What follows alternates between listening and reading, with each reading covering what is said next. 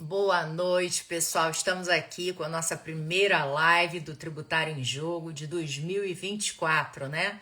E temos muito assunto para tratar hoje. Afinal de contas, no finalzinho de 2023, tivemos diversas alterações legislativas relevantes que a gente vai pontuar aqui com vocês. Seja muito bem-vinda, Georgia, Eduardo, Débora, Isabela, Romário, Elizabeth.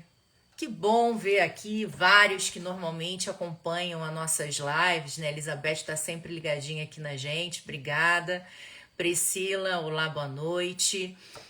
Tô aguardando a Tati para ingressar, para a gente começar a falar sobre algumas dessas alterações legislativas. Olá, Jefferson, tudo bem? E aí, espero que todos tenham passado um ótimo final de ano, né? Com muita saúde, tenham descansado, porque esse ano vai prometer bastante. Olá, Líbia, boa noite.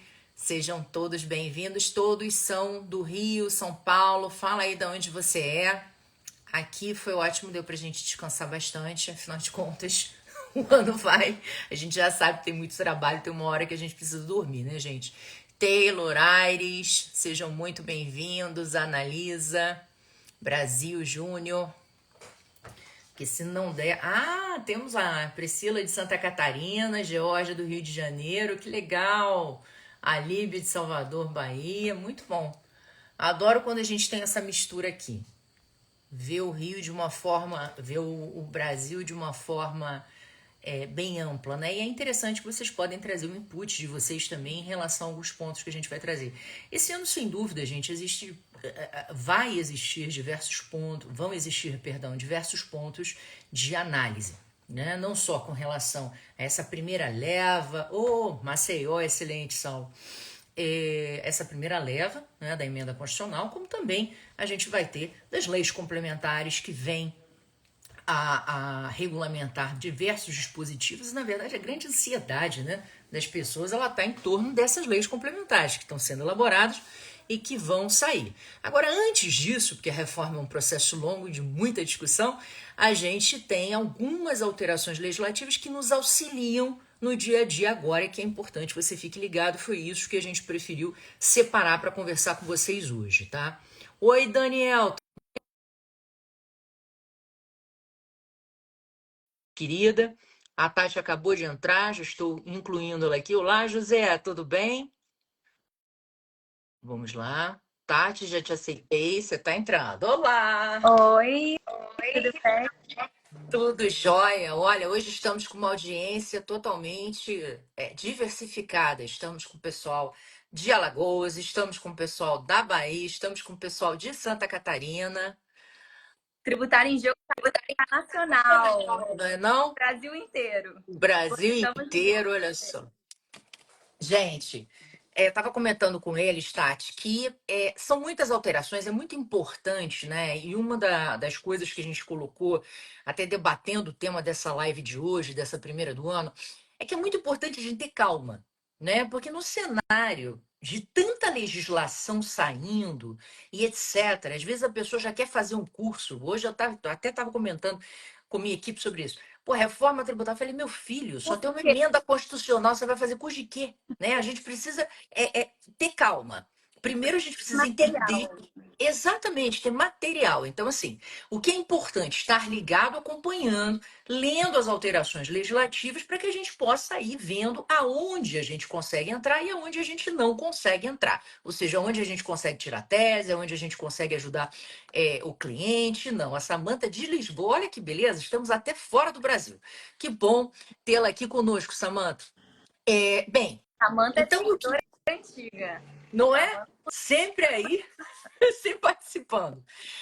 Mas o que é interessante, Tati, a gente separar aqui alguns cortes, né? Porque, por exemplo, eu vejo que no final do ano, muita gente tá acompanhou, né? Porque não tirou férias, mas muita gente não acompanhou.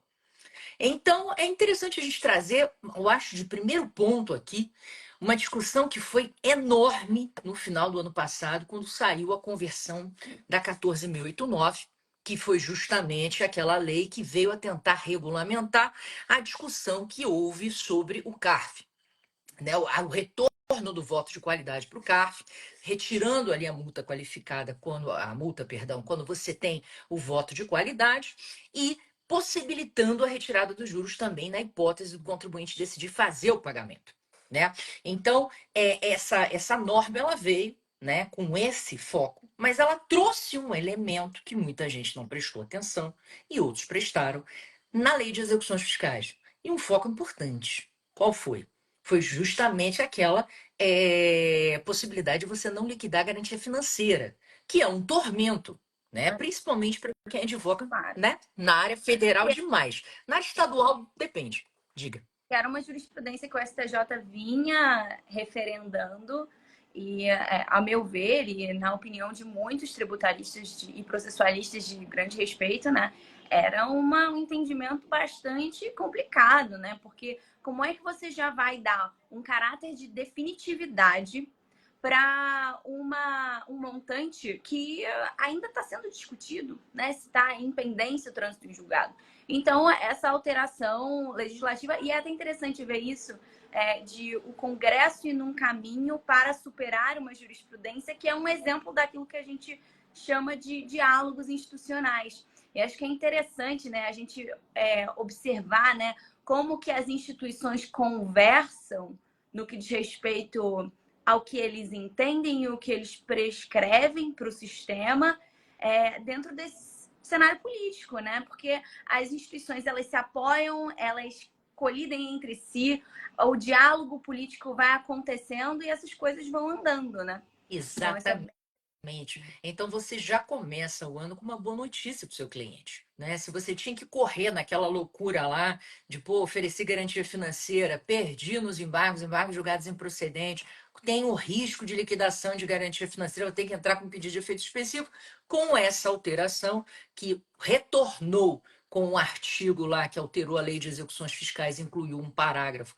justamente para dizer que as garantias financeiras elas não podem ser liquidadas até o trânsito em julgado, acaba isso. Então você não precisa mais ficar nesse desespero para evitar a liquidação desta garantia financeira que você ofertou. Então, isso eu acho que já é um ponto muito interessante para você começar o ano, diminui o risco, diminui o impacto financeiro. E isso é interessante você noticiar para o seu cliente se você não noticiou. Agora, além disso, Tati, tem muita gente sentada neste exato momento fazendo análises com relação aos desdobramentos de duas situações. A primeira delas, da 14740, que veio com uma autorregularização incentivada, e ela é incentivada porque ela é meio uma autorregularização que tomou bomba, né, gente? Por que eu digo isso? Porque a autorregularização, tradicionalmente, ela exclui a multa dentro daquela lógica de proximidade, do contribuinte com o fisco e tal, de conformidade, que já está sendo uma lógica, né, dos órgãos públicos, até para aquele incentivo que o Brasil teve ao pleitear o ingresso no CDE, né? E uma das exigências que existe para isso é justamente que haja um programa de conformidade. Então, a gente viu uma autorregularização rolando ano passado, na 1160, na MP, ela foi temporária, ela foi só em relação à multa, e agora nós estamos vendo novamente, no final do ano passado veio essa, da 14740, que já está regulamentada por uma instrução normativa que é a 2168, tá? Que também veio em novembro do ano passado. Mas por que a gente está falando isso? Porque é possível você regularizar débitos, tá? Até 90 dias da publicação dessa regulamentação, que acaba aí, eu anotei, no dia 1º de abril de 2024.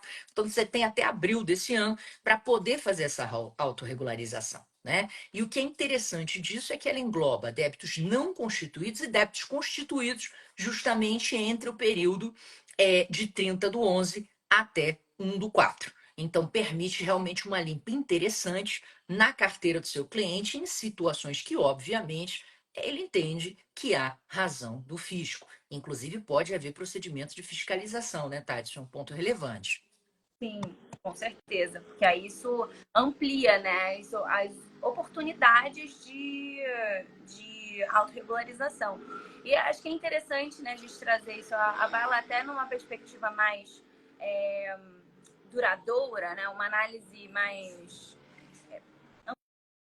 ampliativa, né, do sistema, porque teve a inclusão de um princípio novo, né, o princípio da cooperação tributária, Então, isso traz um cenário em que a gente pode talvez prever uma certa recorrência, né, nesses programas, talvez o aprimoramento dos programas que já foram instituídos até o momento, um aprimoramento da figura da denúncia espontânea, por exemplo.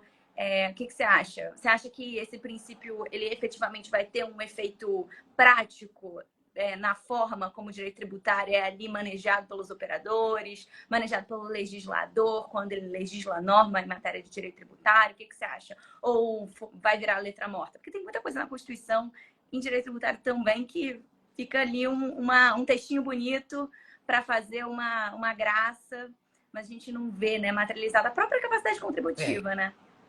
Nem me fale desse, que isso já me dá uma certa angústia digestiva. Mas antes de qualquer coisa, eu tenho que dar oi para o nosso querido Zé, que está lá dos Estados Unidos assistindo a nossa live. Beijão para você, Zé. Seguinte, minha gente, eu acho, tá? Inclusive explorarei isso no meu trabalho de pós-doc, que exatamente envolve essa questão do cooperative compliance com redução de contencioso. Acho que o princípio da cooperação não é que ele não existisse, né? Ele existe, mas tem coisas que no Brasil, infelizmente, a gente tem que escrever o óbvio. Então, quando você escreve o óbvio, aí as pessoas pensam um pouco mais sobre o assunto. Acho que a entrada do princípio da cooperação de forma explícita estimula todos esses programas de conformidade. Já existe, né, até estudos científicos que mostram que dentro do aspecto psicológico é muito mais interessante você tratar e você trazer para junto de você o contribuinte do que você tratá-lo de uma forma como um criminoso, como uma pessoa a ser perseguida pelo ente. Então, assim, essa mudança e essa ideia de cooperação, ela é saudável para a arrecadação, né? Ela, inclusive, traz efeitos positivos para a arrecadação. E ela traz menos contencioso. Ela reduz aquilo que todo mundo está horrorizado em ter. Então, sem dúvida, acho que existe um momento e uma conjuntura favorável para que esse princípio que está aí sendo trazido de forma explícita ele possa reverberar e reforçar toda esta onda que a gente está discutindo de conformidade e melhorar os processos. Porque aquilo que a gente até já comentou, a Leia acabou de entrar, nossa querida aluna, beijos, Leia, que é o seguinte, gente, é fundamental a gente imaginar que quando a gente fala em relação de transparência ou relação de conformidade, a tendência é que você não penalize o contribuinte. Então, o que a gente está vendo, tá? É uma virada de chave muito interessante, que eu diria que até ela começa não só com essa questão da OCDE, mas paralelamente também com a própria revisitação do conceito da multa e da proporcionalidade das multas, que a gente já teve lá na discussão do tema 736, que a gente trouxe para vocês no Clube de Jurisprudência Tributária, e do 435, ou 437, agora não me lembro, que é aquele da proporcionalidade da multa, efetivamente da multa isolada de 20%, né, acho que é do estado de Rondônia, que teve destaque do Barroso e vai recomeçar o julgamento. É bem interessante a gente estar acompanhando isso, porque o que está acontecendo? A gente finalmente está enfrentando um problema grave. Qual? O artigo 136 do CTN. Né? O artigo 136 do CTN ele traz uma responsabilidade objetiva de penalidade que não tem o menor sentido no sistema constitucional inaugurado pela Constituição Federal de 1988. Então, a partir do momento que a gente começa a olhar e dizer, pô, não posso aplicar penalidade de forma objetiva, eu preciso olhar para a criatura, para a conduta que foi praticada por aquele cidadão, fica mais concetâneo com uma aplicação de uma multa que não seja fixa para todo mundo, que seja modelada, que tenha atenuantes e agravantes. Então, esse é um contexto que vem reforçado de forma bastante interessante para esse ano. Se esse processo, por exemplo, vai ser colocado em pauta de julgamento supremo, não sei. O Barroso é o presidente hoje, não está pautado para fevereiro, mas é algo que a gente precisa acompanhar, sem dúvida, que está nessa toada, né? O que você acha, Tati? Eu achei super interessante que você trouxe essa visão de que, na verdade, é um princípio que está lá só para reforçar parâmetros que a gente já devia estar utilizando para analisar o direito tributário, suas normas válidas, suas normas inválidas. E, eventualmente, nem as normas, né? Eventualmente, a aplicação, né? Ou seja, a gente não está nem falando no plano normativo, senão no plano aplicativo da norma posta. Isso é interessante porque é uma mensagem do legislador para o Poder Judiciário. É. No final das contas, contas, é uma mensagem do legislador para o Poder Judiciário. Eu continuo ainda com aquela minha pergunta, né? Será que vai virar um textinho bonito ou vai ter uma eficácia per se? Não tô 100% cética por um motivo apenas, que é o fato de que a gente tem visto, sim, uma certa aproximação, várias políticas, várias decisões da administração pública, da administração fiscal, né? Das administrações, com um protagonismo da administração fiscal federal, mas de outras administrações também. A gente tem visto algumas atitudes positivas nesse sentido de cooperativo, de estender a mão ao contribuinte, de oportunizar a autorregularização, de facilitar procedimentos internos, mesmo no âmbito de fiscalização, auxiliar, dar oportunidade para o contribuinte efetivamente demonstrar uma regularidade ou oportunizar uma autorregularização quando identificado que efetivamente tinha alguma coisa ali meio capenga. Enfim, como a gente tem visto isso nos últimos anos, mais do que antes, pode ser que isso mostre que o princípio ele veio só como um representativo de uma tendência que já estava ali acontecendo e, eventualmente, que vai trazer um parâmetro nacional para as outras demais jurisdições que, eventualmente, não estavam caminhando no mesmo sentido. Porque, né, como eu tinha mencionado, e como é super sabido, né, tipo, isso tem sido mais evidente no âmbito federal, em alguns estados, alguns municípios, né? Mas, com sorte, agora, com o princípio, quem sabe isso não vira uma tendência generalizada por todo o espaço de nossa federação. Sem dúvida, né? A gente espera, a gente torce, eu acho que todos vão ganhar com isso. Agora, a gente vê também um cenário de briga muito grande por outras questões que estão surgindo, né? Uma delas que eu queria mencionar é a portaria do Ministério da Fazenda 14, que limita as compensações a serem realizadas quando você tem decisão transitada em julgado. É um caso bastante interessante, porque isso aí veio a reboque do impacto do orçamento, né?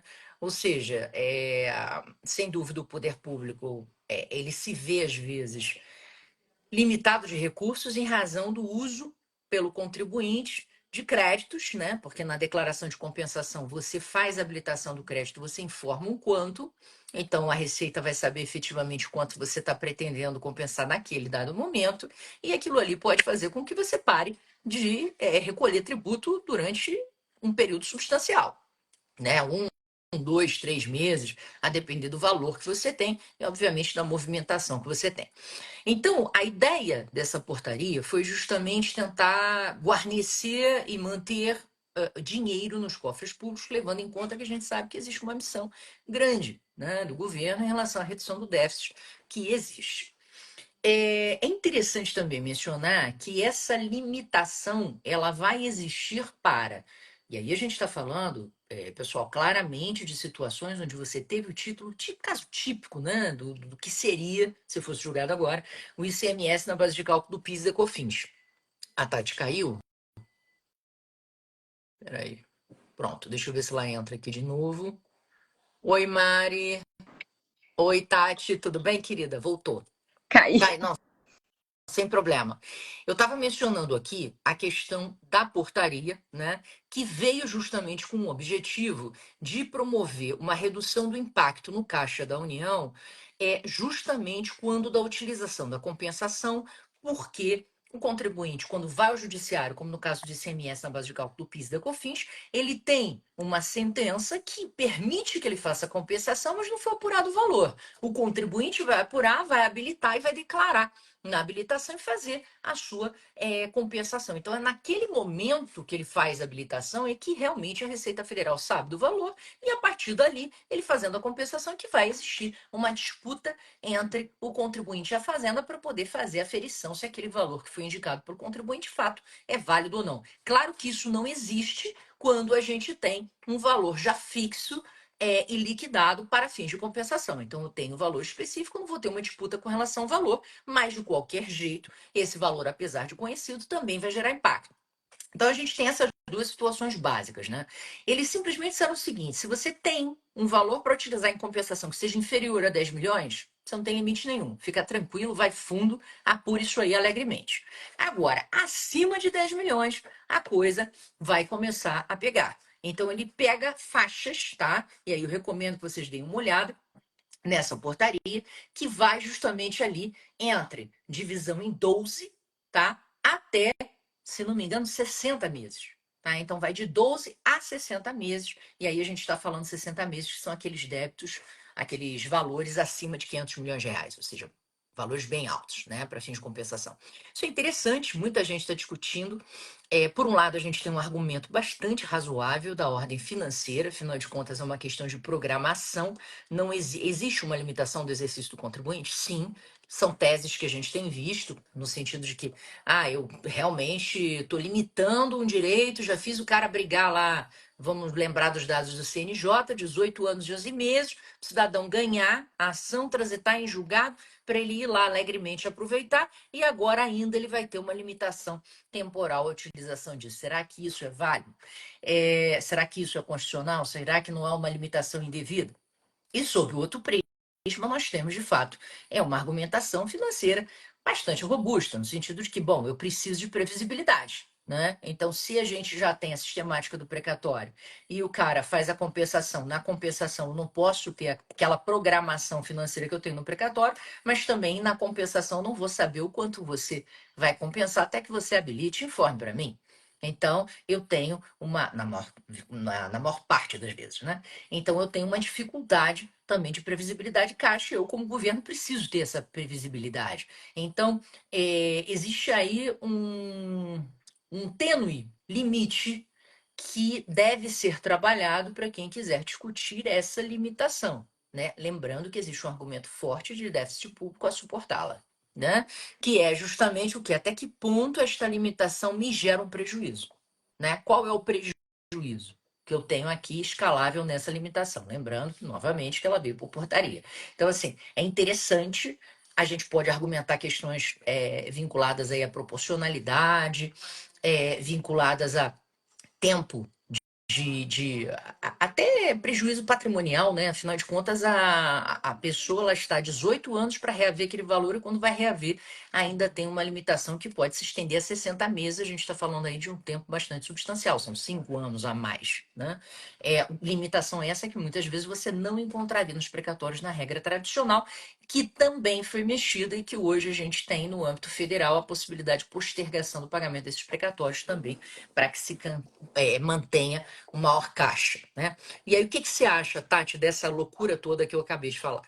Bom, eu acho que em uma certa medida é importante a gente ter essa frieza de analisar o que é ruim e o que é inconstitucional, né? O que é ilegal ou inconstitucional. E é claro que dentro, né, dessa separação vai ter um espaço para a gente discutir à luz da legalidade e é, como é que é a expressão mesmo? Ai, Proporcionalidade? não. Bom, constitucionalidade de maneira geral, Tá. né? Não era para utilizar, mas enfim, agora foi. E acho que um aspecto interessante também é a gente pensar na aplicação da norma no tempo, né? Essa é uma norma infralegal, norma de todo jeito, norma jurídica, que foi editada na data X e quais créditos se submeterão a essa nova sistemática que traz novos limites, em relação a quais decisões. Será que decisões transitadas em julgados já não deveriam se submeter né, os créditos oriundos de decisões que já foram produzidas, né, já estão ali materializadas, não deveriam se submeter a uma lógica predecessora? Então, acho que tem aí um aspecto interessante à luz da aplicação da norma no tempo. E aí, o que você acha a respeito disso? Até mesmo porque, né, tem uma série de princípios da Constituição, né, que orientam, né, essa análise, né? Bom, sobre o princípio da segurança jurídica, que é um princípio com uma abstração enorme, o que é é positivo porque pode conduzir a muitas conclusões, mas ao mesmo tempo ela tem pouca densidade normativa, né? Então pode ser que não seja suficiente para respaldar um racional nesse sentido. Então, mais ou menos nessa linha, o que você acha a respeito? Eu acho que faz todo sentido, né? A gente pode realmente trazer aí, aliás, Theo e Ricardo, já vamos responder suas perguntas, tá? Só para fechar o raciocínio. A gente pode realmente trazer a lei no tempo e dizer, bom, isso aí vai valer, a- óbvio, agora, né? Para compensações que estão sendo realizadas agora. Agora, a grande questão é essa: você está tirando a vantagem da compensação, que é aquele efeito caixa imediato que você tem versus o precatório. Então, é claro que você não retira completamente, porque você vai poder aproveitar aquilo ali diluído, ou seja, não é vedado o aproveitamento, apenas ele é parcelado. E aí é uma discussão complexa, né? Porque você conseguir demonstrar que esse parcelamento no tempo vai te gerar um prejuízo que poderia vir a gerar uma inconstitucionalidade, uma ilegalidade desta portaria frente ao que existe na lei hoje, é um trabalho de prova, né? E não só de argumentação jurídica relevante, mas já vi muita gente debatendo nesse sentido. E Uhum. a gente tem a questão do déficit público, que eu acho que seria um argumento muito forte do outro lado, em termos de proteção, dizendo, bom, você não comprovou o seu prejuízo, você está argumentando teoricamente, né, dessa aplicação, que obviamente, mais uma vez, concordo com você, ela se aplicaria dali para frente, ou seja, para todas as situações onde eu vou compensar ainda, não que eu já estou fazendo compensação, teria um menor sentido, né? Mas vamos ver o que a Receita Federal vai fazer em termos de aplicação desse entendimento. Agora, respondendo a pergunta do Theo. Theo perguntou qual é o livro Melhor Doutrina de Direito Tributário. Theo, aí vai depender do seu nível de conhecimento em direito tributário. Por que a gente diz isso? E também da sua afeição à linguagem do doutrinador, né? Nós temos, assim, livros ótimos, como o do Alexandre, que é um procurador da República, que ele faz Manual de Direito Tributário, uma linguagem mais para concurso. É um livro mais esquemático, mais simples, não é tão profundo, mas é um livro que ajuda a você ter o entendimento. Se você pula, não, eu quero uma coisa mais completa. Schweire tem um manual muito bom. Tatiana Psitelli tem outro manual muito bom. Marcos Abraham tem outro manual muito bom. Então você tem manuais que são atualizados pela jurisprudência, que tem uma linguagem mais profunda, e aí você precisa dar uma olhada nos livros para realmente ver com o que você se identifica. E dentro do direito tributário existem grandes manuais específicos sobre temas específicos. Então, por exemplo, Roque Carrasa tem um livro que é sensacional de direito constitucional tributário. O livro é uma bíblia, mas realmente, se você pretende atuar no direito tributário, levando em conta que o nosso é constitucionalizado, você tem que ler esse livro. Esse livro é sensacional, é essencial, e depois você vai ter diversos outros com relação aos princípios constitucionais, com uma abordagem mais processual, e aí você vai aprofundando na leitura. Tati, o que você gostaria de agregar aqui? Assim, Theo, eu acho que o importante para a gente começar a estudar o direito tributário é entender que a gente tem que buscar material sob demanda. Então, é legal ter um manualzão, assim, base, que vai ser ali o seu porto seguro para obter conceitos básicos e tal. Eu, particularmente, o primeiro que eu usei, assim, que eu gostei bastante foi o do Schwery. Eu acho que ele é mais completo, mas ele tem uma linguagem. Eu acho que a linguagem é super acessível. Eu gostava muito do livro do Schwery, e eu sei que ele tem atualizações bem constantes. Eu não sei em qual atualização tá, não sei qual foi a última atualização, se tá atualizado o suficiente. Você sabe, Mila? Mas Não. assim, eu gostava. De qualquer maneira, no direito tributário, por exemplo, se você for buscar um estágio no direito tributário, né? Você vai ver que lá na prática você vai ver coisas muito específicas, que é assim, dificílimo, tá? Num manualzão. E aí, como é que você vai estudar? Você vai buscar artigo, eventualmente você vai buscar um livrinho curto, que é uma monografia a respeito de um tema específico, sei lá, manual sobre compensações. Compensação tributária. Tem. É melhor você estudar compensação tributária num livro sobre compensação tributária do que num manual. Porque no manual a coisa vai ficar superficial, vai ficar em tese, vai passar pelas normas gerais do Código Tributário Nacional, mas eventualmente não vai entrar em nenhuma especificidade que é mais mais concreta para nossa prática. Então, assim, é só a gente entender que as coisas vão acontecendo aos poucos e sob demanda. E aí você vai buscando esses materiais. E olha que coisa legal, tipo, nesse mundo que a gente vive da internet, né, e do amplo acesso a muitos materiais, você não vai ter dificuldade de encontrar muita coisa legal para estudar. Com certeza, com certeza. Um outro ponto é o seguinte, Ricardo, não faço ideia do percentual de contribuintes que existam acima de 10 milhões de reais, tá? Que é o limite, começa a existir um limite para fins de compensação. Contudo, a gente está falando de grandes contribuintes, né? Então, basicamente, essa norma é voltada para eles, que são eles que quebram o orçamento, obviamente. Você imagina, alguém que tem ali um débito de um crédito tributário em débito para compensar de 500 milhões de reais. Pô, você deixa de recolher uma série de tributos ali durante um tempo. Então, esse é o foco dessa medida, tá? A Leia, ela coloca o seguinte, professora, partindo do princípio de que a STMP não cumpre os requisitos de urgência e relevância, na sua opinião, considerando o posicionamento do STF, acha que essa medida vai vingar? Ai, ai, Leia. Bom, é, É o quê? É um saci? É um mito?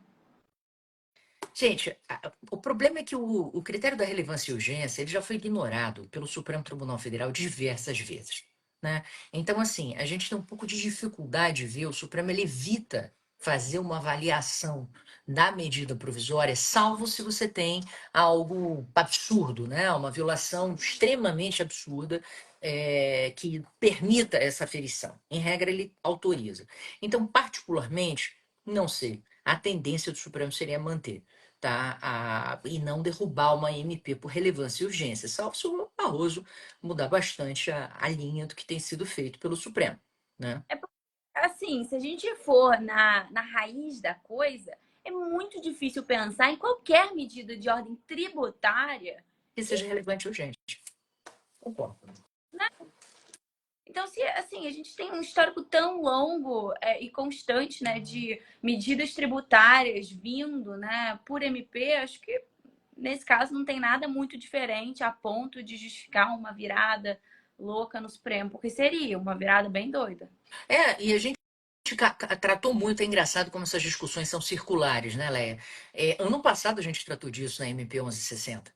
Né? Lembra que a gente debateu muito essa questão aqui no Tributário em Jogo, exatamente nessa linha, dizendo: olha, não faz o menor sentido, a gente vê claramente que já havia norte legislativo e projeto de lei, havia mais de um, inclusive, versando e mantendo a lógica do empate ser favorável ao contribuinte. Então, assim, essa questão da relevância e urgência, ela tem sido bastante mitigada. É claro que aquela DI acaba meio que sumindo do mapa, porque você teve uma alteração legislativa de parâmetro e tal, e veio a 14.689 a partir de um consenso, mas, de qualquer jeito, a gente vê que esse assunto ele não foi enfrentado de uma forma diversificada. Então, é um risco que a gente tem aqui e eu não acredito muito numa tese meramente formal. Né? Se você tiver que enfrentar a questão, acho que teria que enfrentar de uma forma mais material mesmo, ou seja, qual é o confronto, qual é o prejuízo daquela nova regulamentação frente ao contexto constitucional, né?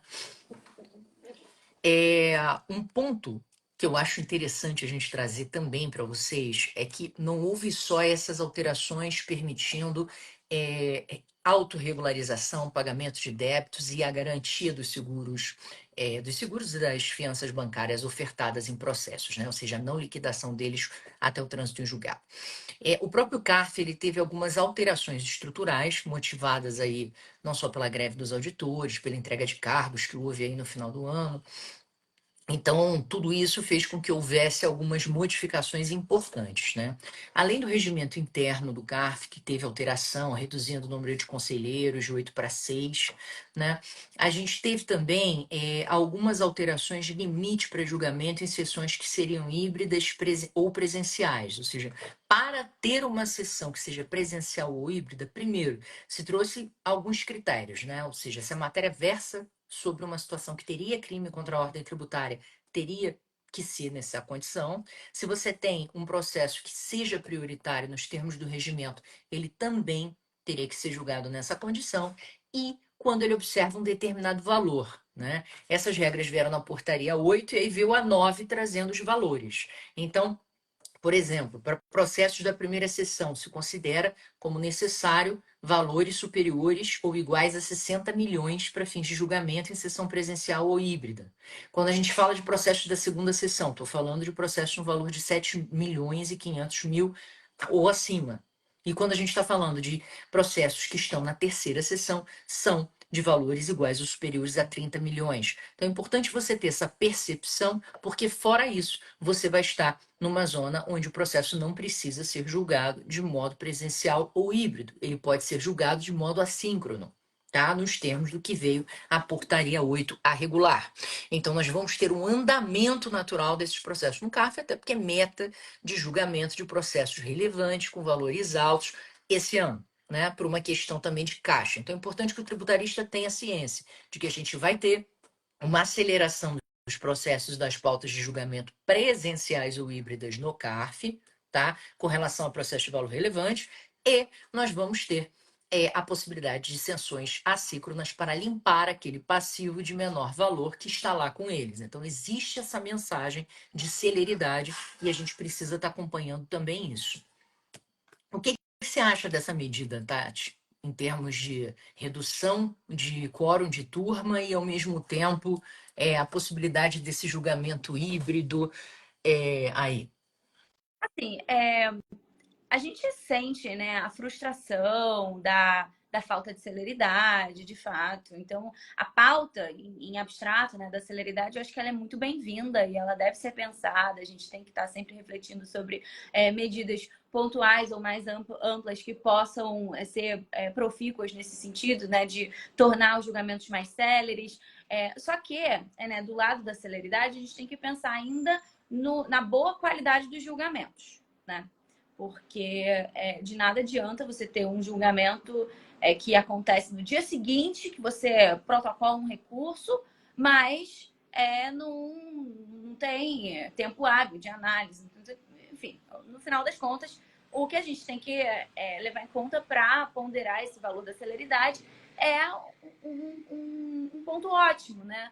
Qual é o tempo razoável? Por isso que a expressão, né, duração razoável do processo é tão boa, né? Porque não é duração rápida do processo. Não é celeridade pura e simplesmente, né? É duração razoável, razoabilidade, né? Na forma como a gente vê, né, esse iter durante o qual o processo vai se desenrolar e eventualmente uma solução vai ser encontrada. E aí é que vem as minhas questões. Em relação especificamente às sessões assíncronas, eu confesso que eu não me sinto nem um pouco confortável com esse formato, assim. E as sustentações? E as mudanças que você pode provocar por meio de uma sustentação? Porque se a gente não assume que uma sustentação pode ter um impacto no julgamento, para que a gente faz sustentação? Para que existe sustentação? No final das contas, sustentações orais, elas são uma atividade do advogado, porque elas têm, sim, um impacto significativo em muitos casos, né? E aí, me parece que quando você amplia, né, as oportunidades para sessões assíncronas, você deprecia o papel da advocacia, né? De fato. De E, fato, primeiro. e eu acho que isso também, no final das contas, também dá uma diminuída no papel do CARF como um locus produtivo para o alcance de boas decisões. Que, assim, o CARF deveria ser um local da melhor discussão, né? E da melhor troca entre o... Porque ali não é litígio, mas não é um litígio judicial. Ali existe uma autotutela acontecendo. Ali existe uma autotutela. Então, se o conselheiro lá do outro lado vê assim, peraí, esse negócio, esse documento aqui que o contribuinte mencionou, realmente tem aqui X, Y, Z, realmente faz sentido essa alegação dele. Ou, não, essa norma efetivamente, ela deve ser lida dessa maneira. Não, faz sentido. Isso só acontece na discussão. E tudo bem, essa discussão ela é provocada pelo recurso, pela atividade escrita do advogado? Sim, mas me parece que as sessões assíncronas, elas prejudicam muito uma conversa qualitativa. Quantas vezes, assim, uma sustentação faz, eventualmente, um conselheiro pedir destaque e pensar melhor sobre uma operação super complexa lá que, eventualmente, uma autuação só foi mantida porque por deferência à autoridade lançadora e não porque efetivamente houve ali um juízo crítico, uma compreensão integral da operação que estava acontecendo, foi tributada, foi entendida de uma determinada maneira pela autoridade lançadora, sabe? Então, não sei, eu não gosto da ideia de ampliar a oportunidade de sessões assíncronas, até mesmo porque não é um problema isolar, assim, que vai ficar contingenciado à norma que foi editada. Isso pode criar um precedente no sentido de, então a gente pode ir ampliando cada vez mais as oportunidades para sessões assíncronas. E É. vamos diminuir as sessões de julgamento tradicionais como a gente conhece. E no final das contas, eu acho que o pior disso é que vai diminuindo o ambiente do CARF como um local para alcançar as melhores soluções possíveis. Eu concordo plenamente com você, até porque a gente tem que repensar um pouco, e a gente tem debatido muito isso aqui, o papel do julgamento no colegiado, né? A gente tem um julgamento no colegiado, não é só para ter pessoas diferentes pensando sobre o mesmo tema, mas é para ter pessoas diferentes debatendo sobre aquele tema. O que acontece hoje, de um modo geral, isso não é só administrativamente, mas até no judiciário. Existe uma tendência a você perder um tempo absurdo lendo votos ao invés de ser mais objetivos, sintéticos, no próprio STJ, STF. A criatura vai lá, lê um voto de 40 páginas. Gente, eu defendo a lógica do linguagem simples, né? Eu não preciso ver o voto inteiro, eu vou ver se eu sou a parte que vou recorrer, eu vou ver se eu vou estudar o voto, mas assim, na hora de um debate no colegiado, é importante que você traga as linhas principais para você poder debater. Olha, eu estou entendendo que eu vou dar provimento ao recurso de XPTO por causa disso, disso e disso. O que vocês acham? Eu estou entendendo por causa disso, disso e disso. Ou seja, uma forma objetiva é botar lá para as pessoas debaterem. Então, o que a gente tem visto é que cada vez menos existe esse debate. E esse debate é algo extremamente importante para que a gente tenha uma prestação jurisdicional interessante e que seja a mais justa, lembrando-se, né, que justiça é um conceito extremamente abstrato e que, obviamente, vai se moldar a cada característica e visão de cada um.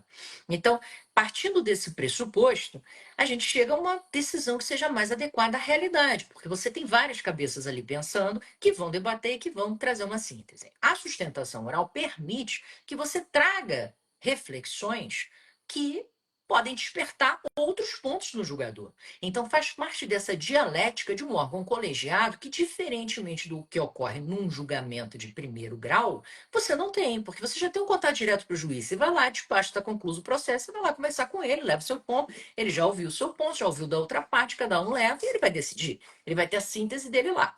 Agora, no colegiado, o racional é esse, é você aumentar o aspecto da dialética.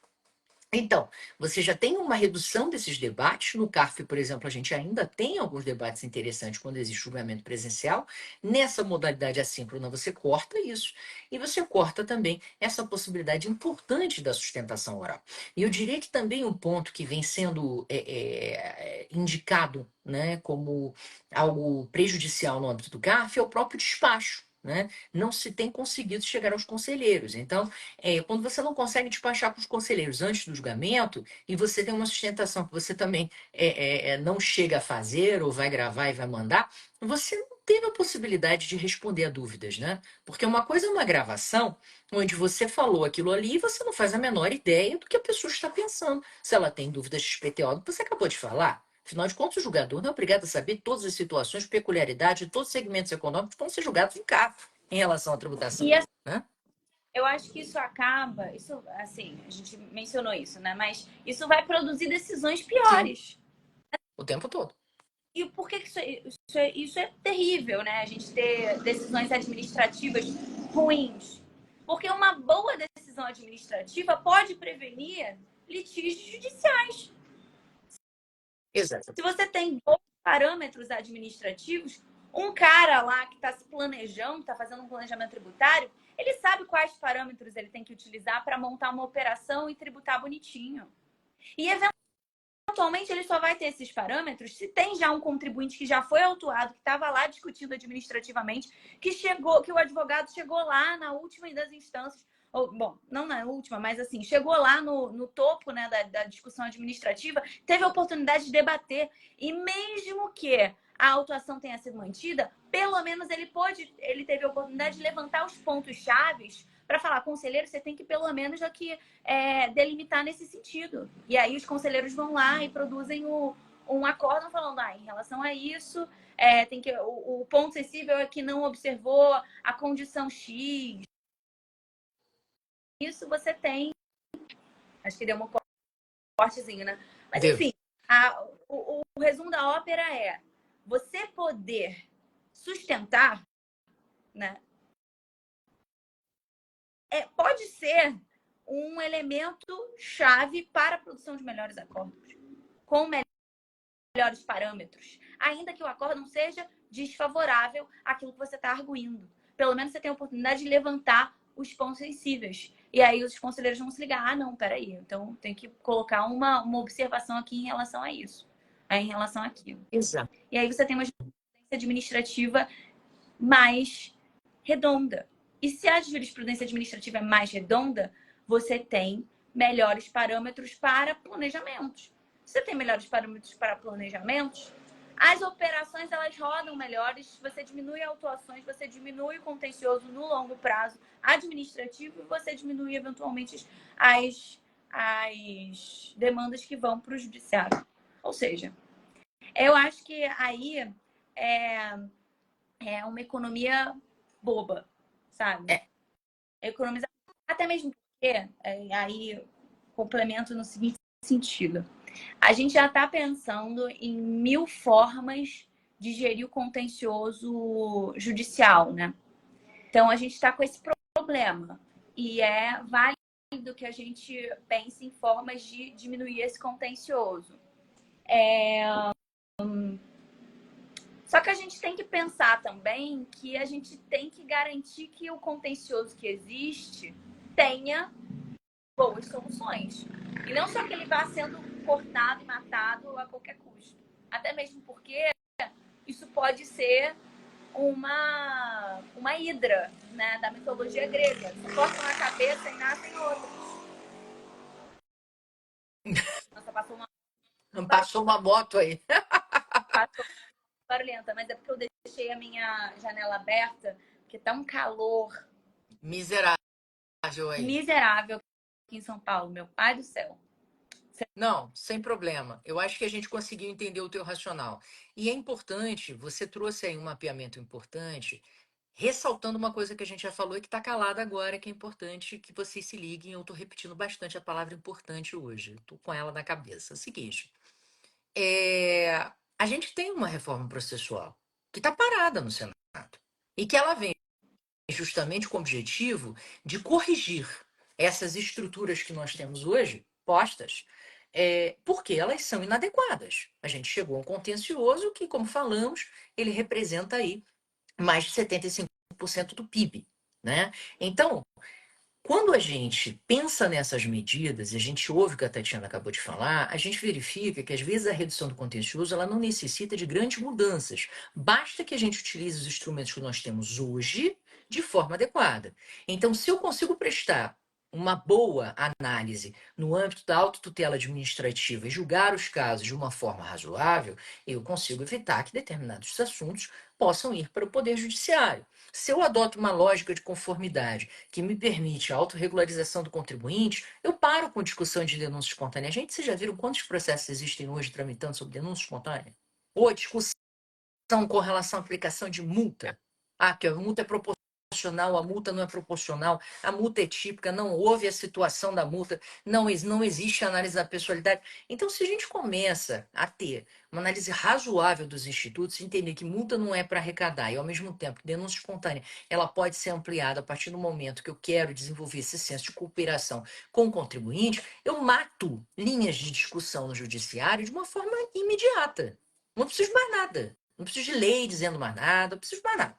Então, é apenas é isso que a gente tem que ponderar. E o que a gente vê é que, infelizmente, à medida que a gente vai cerceando a possibilidade de ter essa dialética, reduzindo essa discussão processual, naturalmente a gente vai ter um julgamento que não vai ser tão adequado, que vai repetir aquilo que todos já falaram, e de certa forma ele é ineficiente, né? Não só no aspecto administrativo, como até no judiciário. Muitas vezes vai lá o julgador de segundo grau e repete aquilo que o julgador de primeiro grau falou, sem analisar os pontos que não foram falados. E aí mantém uma omissão para chegar no STJ, para o STJ anular o julgamento e mandar baixar tudo.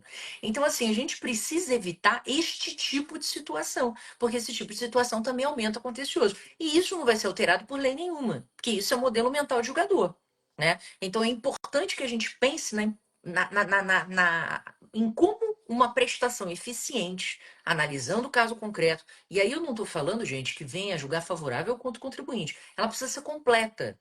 As discussões precisam envolver análise de prova e de direito. Então, esses são elementos que a gente precisa também trazer à baila, já que a gente está no momento de mudança. Né? Então, assim, o que a gente queria trazer para vocês de um modo geral? Primeiro, que tem que ter calma, né? São muitas alterações, muitas coisas que a priori se demonstram absurdas, há necessidade de alteração de modelo mental, mas existem coisas positivas. Primeira delas, a gente começou a live falando, que é justamente a questão de você não ter mais a possibilidade de liquidar a garantia financeira até o trânsito em julgado da decisão. Isso é fundamental, isso é importante. Segundo, vai existir diversas hipóteses de digital de transação. Já está aí no mercado um de lucros no exterior, outros estão sendo capitaneados, existe consulta pública para fins de temas, né? O que há de divergência com relação a esses editais é que geralmente quando você tem garantia depositada, você só vai aplicar as reduções depois do aproveitamento do depósito, que gera uma complexidade muito grande. Se entende o racional, porque o governo quer dinheiro novo, mas ao mesmo tempo se prejudica aquele cara que está depositando, né? Em que desencaixou há mais tempo. Então, torna, por exemplo, para ele menos interessante aderir a esse tipo de proposta do que para aquele outro que não depositou. Mas aí é uma questão de conveniência e oportunidade, obviamente, da análise governamental sobre o fato. Mas vão existir diversos editais aí a serem publicados no mercado, além desse, já tivemos alguns ano passado, e a gente tem essa autorregularização aí até abril, que permite justamente também o pagamento de débitos que se entende devidos dentro desse âmbito. Então, existe essa construção aí para fins de tentar limpar, né? E acho que também é importante a gente estar acompanhando os desdobramentos da reforma. Então, assim, a reforma tributária em si, a gente vai estar tratando aqui no Tributário em Jogo? Vamos estar tratando vários aspectos dela. Mas não adianta a gente pautar aquilo que todo mundo já pautou para você, que é lei e emenda constitucional, né? Então, a gente está aguardando as LCs saírem para a gente começar a debater esse pareamento entre a emenda constitucional e as leis complementares, para que realmente surja algo de relevante. Então, a nossa recomendação hoje, se você ainda não leu a emenda constitucional, leia, tá? Da mesma forma, leia a portaria que veda a compensação, leia a MP que trouxe essas limitações, veja se você entenda essas correntes, né? Ou seja, será que é razoável realmente eu acreditar que essa limitação pode trazer uma inconstitucionalidade? Será que é razoável eu acreditar que essa limitação ela tem uma justificativa no impacto financeiro e se ela não causa um prejuízo que eu consigo demonstrar, eu não vou conseguir derrubar isso dentro de uma visão mais conservadora do judiciário? É muito importante, neste momento e daqui para frente, nós que somos tributaristas e os que desejam se tornar tributaristas estão assistindo essa live, tenham razoabilidade. A análise em relação ao que existe e a jurisprudência que vai ler isso, né? Porque as pessoas que estão no tribunal não mudaram porque houve uma reforma. Então, assim, é importante que a gente tenha um pouco de visão daquilo que é possível a gente bancar como tese e as teses que são provavelmente teses que já nasceram mortas, né? Então, é fundamental que nesse momento você não fique avoado querendo descobrir 1 bilhão de teses e sim você ter um pé no chão. Coisas que existem que você pode usar, a gente trouxe para vocês aqui. Teses que podem ser avaliadas, a gente vai estar trazendo os dois lados da moeda. Vejam a dialética e analisem a razoabilidade das questões. É muito importante nesse momento ponderação. Perfeito? Porque o profissional soldado que sai defendendo uma tese que não se autossustenta vai gerar prejuízo para a sua vida profissional e para o cliente que representa. Então, é muito importante ter esta cautela e esta visão global. Certo, pessoal? Com certeza. Assim, como entusiasta do processo administrativo que sou, eu fico particularmente muito frustrada com essa pauta de celeridade no CARF, especificamente, assim. E eu até estava vendo aqui que, tipo, tem uma avaliação de que, computando todas as alterações que foram veiculadas pelo novo regimento, a carga de trabalho por conselheiro fica elevada, tá? Então, tem uma certa apreensão de que os conselheiros vão ficar, de fato, sobrecarregados. Então, retoma aquela mesma questão. Em que medida os acordos serão melhores ou piores? Ou mesmo, é óbvio que vão ficar piores, assim, porque os conselheiros não são máquinas, eles são seres humanos. Sobrecarregados, eles performam pior. É isso, é normal. E isso me deixa bastante triste, porque eu acho que o CARF deveria ser. O CARF os órgãos administrativos, né, de outras jurisdições também, eles deveriam ser melhor explorados e melhor estruturados para efetivamente ser esse locus de resolução, esse locus de conversa. Então, assim, nesse sentido, eu deixo aqui tipo uma mensagem de vamos debater coisas que podem melhorar no CARF? Assim, porque está sendo debatida a celeridade, mas tem outras coisas que têm que estar sendo discutidas, sabe? O regime jurídico dos conselheiros, dos contribuintes, né, que é distinto dos conselheiros do fisco. Tem outras questões que são sensíveis e que devem ser discutidas que foram meio que deixadas de lado em nome de uma outra pauta de celeridade que, no final das contas, vai prejudicar as boas soluções. Para finalizar, é aquilo, né? A gente está falando de coisas que já foram veiculadas e que a gente está refletindo nesse momento, né, sobre os possíveis impactos ou não, mas, né, vem muita coisa por aí ainda, né? Então, gente, assim, apertem seus cintos e vambora, porque tem coisa que vem, né? A gente teve a emenda constitucional, ainda tem lei complementar por vir, provavelmente virão outras normas infralegais, pautando questões que vão ser discutíveis à luz não só da Constituição, mas também da legalidade. Gente, com certeza esse ano vai ser animado. Mas disso eu não tenho a menor dúvida. E a gente está aqui para navegar junto com vocês. Exatamente. Então, o recado é: se vocês descansaram, ótimo. Se não descansaram, aproveitem e pensem que as coisas elas devem ser analisadas de forma crítica para que a gente possa ter segurança na aplicação. No momento, a gente pode falar muitas coisas, mas a gente ainda não tem algumas certezas, principalmente com relação à reforma. Então, a gente tem que correr atrás daquilo que há certezas, né? A autorregularização, você já tem instrução normativa, a Mari está aí, beijo, Mari.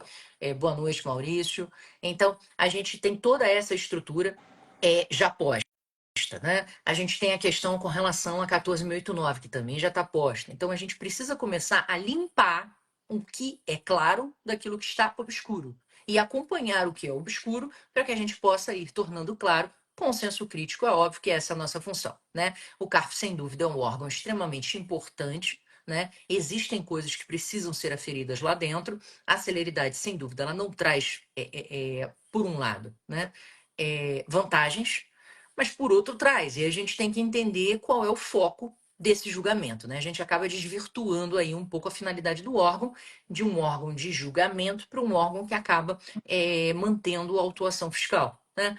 Mas é aquilo, faz parte de um contexto, existe uma lógica que justifica isso. Então é importante só que a gente, como contribuinte, como advogado, tenha esta percepção para que a gente não se assuste com o que vai vir, né? Então já está traçado, vai haver uma celeridade, vai haver celeridade de grandes casos, então é importante que todos estejam preparados e que a gente faça o nosso melhor e exija, dentro do possível e dentro daquilo que o Estado Democrático de Direito nos dá, a possibilidade de respeito aos direitos dos advogados e, obviamente, dos contribuintes, né? Que é isso que todos nós desejamos.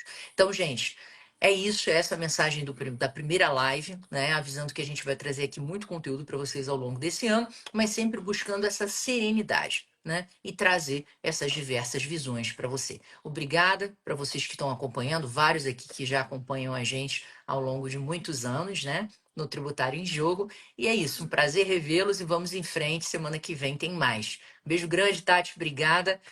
pela tua companhia, pelos teus aportes sempre sensacionais. E lembrando que essa live vai ficar gravada, hein, gente? Então teve pessoal aqui que entrou agora, vai conseguir ver ela desde o início.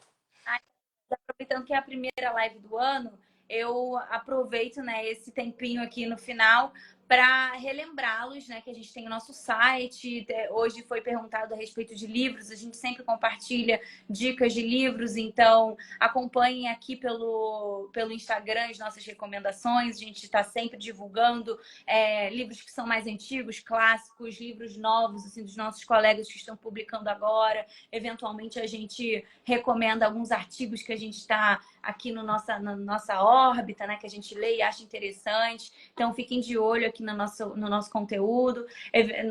Acessem nosso site, lá a gente tem uma parte que é especificamente dedicada a fontes do direito tributário, né? Onde você encontra cada coisa, né? O que é muito interessante para os advogados ali no início da sua viagem, né? Pelo direito tributário, que não necessariamente sabe onde que encontra a legislação do ente tal, do ente X, Y, onde que está, onde que procura a solução de consulta, enfim. A gente fez organizadinho lá, tipo, uma lista de links nesse sentido, então é ótimo para buscar material.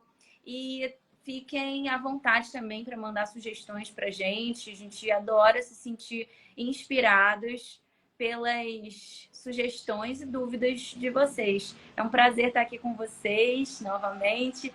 Para quem é novo, é um prazer tê-los aqui. Para quem já acompanha a gente há um tempo, provavelmente viu que fiquei um tempo meio afastada, mas eu estava num período meio louco que se chama tese de doutorado, que me deixou com os cabelos em pé. E agora em 2024 estou de volta com tudo, porque é isso aí, esse projeto é maravilhoso e eu me sinto super feliz de estar aqui com vocês. Obrigada, Nila, pela companhia. É sempre um prazer fazer live. Igualmente, gente. Até a próxima. Um beijo bem grande. Até semana que vem. Tchau.